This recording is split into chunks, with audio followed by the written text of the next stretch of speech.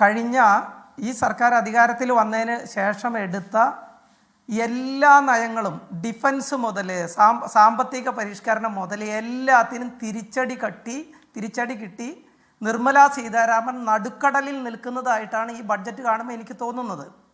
ഇപ്പോൾ ഡിഫൻസിന് അലോക്കേഷൻ കൂട്ടി, നല്ല കാര്യം. ഡിഫൻസിൻ്റെ കാര്യത്തിൽ ഇവരെടുത്ത നയത്തിന് കിട്ടിയ തിരിച്ചടി കൊണ്ട് ഇന്ത്യ എന്നേക്കുമായി നാണം കെട്ട്, അതായത് പാകിസ്ഥാൻ്റെ J-10 ഉപയോഗിച്ച് നമ്മുടെ റാഫലേനെ അവർ വെടിവെച്ചിട്ടതോട് കൂടിയിട്ട് ഇവരെടുത്ത ചില നയങ്ങൾ, ഡിഫൻസുമായിട്ട് ബന്ധപ്പെട്ട എല്ലാ നയങ്ങളും തെറ്റാണെന്ന് തെളിഞ്ഞു. അതുപോലെ തന്നെ സാമ്പത്തിക പരിഷ്കരണവുമായിട്ട് ഇവരെടുത്ത എല്ലാ കാര്യങ്ങളും തെറ്റായി പോയി എന്ന് തെളിയിക്കുന്നു. കോർപ്പറേറ്റ് ഇൻകം ടാക്സ് കുറച്ചത്, അതുകൊണ്ട് ഇവർ പറഞ്ഞു പുതിയ ഇൻവെസ്റ്റ്മെൻറ്റ് ഉണ്ടാവും, എംപ്ലോയ്മെൻറ്റ് ജനറേഷൻ ഉണ്ടാവുന്നു. പക്ഷേ ഇവിടെ ഓർഗനൈസ്ഡ് സെക്ടർ എംപ്ലോയ്മെൻറ്റ് കുറയുന്നു ഇന്ത്യയിൽ.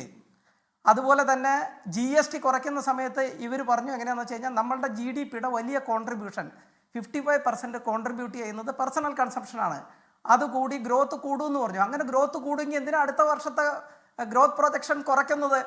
അപ്പോൾ ഇവരെടുക്കുന്ന എല്ലാ സാമ്പത്തിക നയവും എന്ന് പറഞ്ഞത് എങ്ങനെയാണെന്ന് വെച്ച് കഴിഞ്ഞാൽ അതിനെല്ലാം ഒരു തിരിച്ചുകടി നേരിട്ട് നടുക്കടലിൽ നിൽക്കുകയാണ് ഒരു കാര്യം. രണ്ടാമത്, ഇതേവരെയുള്ള എല്ലാ ബഡ്ജറ്റുകളിലും കർഷകന് വേണ്ടിയിട്ട് പ്രസംഗിക്കുക തന്നെയെങ്കിലും ഉണ്ടായിരുന്നു. ഇത് കർഷകന് വേണ്ടിയിട്ട് പ്രസംഗം പോലും ഇല്ലാത്ത ബഡ്ജറ്റാണ്. ഇപ്പോൾ ടോട്ടൽ അലോക്കേഷനിൽ 3% വർധനവ് ഉണ്ടായ സമയത്ത് 53 lakh crores മൊത്തം വരുന്ന സമയത്ത് കാർഷിക മേഖലയ്ക്കുള്ള അലോട്ട്മെൻറ്റ് കുറയുന്നു. ഇപ്പോൾ കാർഷിക മേഖലേനെ കുറയുകയാണ്. നമ്മളൊന്ന് 2020-21 മൊത്തം അലോട്ട്മെൻറ്റിൻ്റെ 3% ആയിരുന്നു അഗ്രികൾച്ചറിനുള്ള, 5% ആയിരുന്നു അഗ്രികൾച്ചറിനുള്ള, 5.1% ആയിരുന്നു അഗ്രികൾച്ചറിനുള്ള അലോട്ട്മെൻ്റ് എങ്കിൽ ഇപ്പോൾ അത് വെറും 3% ആയിട്ട് കുറഞ്ഞു.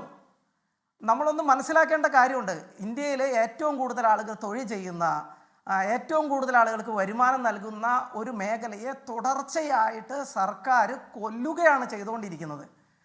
ഇപ്പോൾ തേങ്ങയുടെ കാര്യത്തിൽ ഇവർ പറഞ്ഞു ഇപ്പോൾ തേങ്ങയ്ക്ക് വേണ്ടിയിട്ട് ഒരുപാട് കാര്യങ്ങൾ ചെയ്യുന്നു എന്ന പ്രതീതി ഉണ്ടാക്കി. ഞങ്ങൾ കർഷകരുടെ ഡിമാൻഡ് എന്താണ്? ഞങ്ങൾ പറഞ്ഞ ഒറ്റ കാര്യം, ഭക്ഷ്യ എണ്ണയുടെ ഇറക്കുമതി തീരുവ കൂട്ടണം.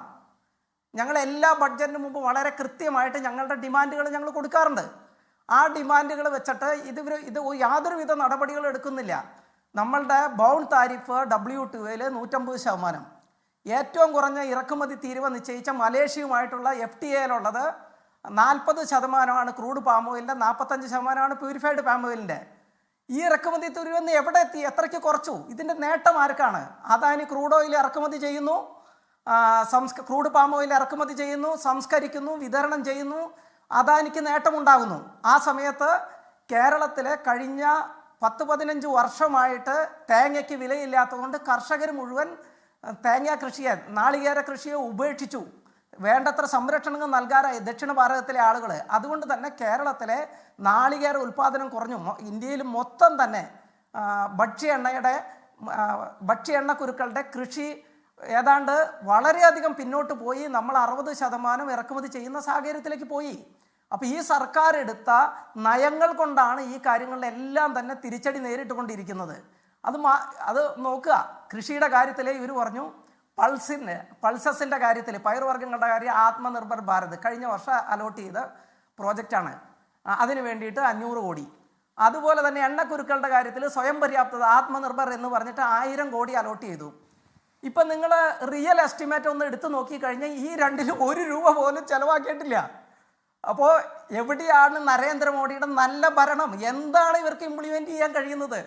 അപ്പോൾ അതൊരു കാര്യം. അപ്പോൾ അത് മാത്രമല്ല, കഴിഞ്ഞ വർഷത്തെ അലോട്ട്മെൻറ്റ് ചെലവഴിച്ചില്ല എന്ന് മാത്രം, ഈ വർഷം ഈ ആത്മനിർഭർ എന്ന് പറയുന്ന കൃഷിയുടെ മേഖലകളിലേക്ക് പൈസ അലോട്ട് ചെയ്തിട്ടില്ല. ഇതിന് എല്ലാ അർത്ഥത്തിലും ഇവരെടുത്ത സാമ്പത്തിക നയങ്ങൾ, ഡിഫൻസ്, അതുപോലുള്ള എല്ലാ മേഖലയിലും ഇന്ത്യ വളരെയധികം തിരിച്ചടി നേരിട്ട് ഈ നാട്ടിലെ സാധാരണക്കാരനും ഈ രാഷ്ട്രം മൊത്തം തന്നെ ദുരന്തമനുഭവിക്കുന്ന അവസ്ഥയിലേക്ക് രാജ്യദ്രോഹ നയങ്ങളായിട്ട് ഇവരുടെ നയങ്ങൾ മാറിയതായിട്ട് നമ്മൾക്ക് കാണാൻ സാധിക്കും. ലോകത്തെവിടെയായാലും ഏത് സമയത്തും 24 വാർത്തകളും ഓഗ്മെന്റഡ് റിയാലിറ്റി പാക്കേജുകളും എക്സ്പ്ലെയിനറുകളും വിശദമായി കാണാൻ ഞങ്ങളുടെ YouTube ചാനൽ നിങ്ങൾക്ക് സബ്സ്ക്രൈബ് ചെയ്യാം.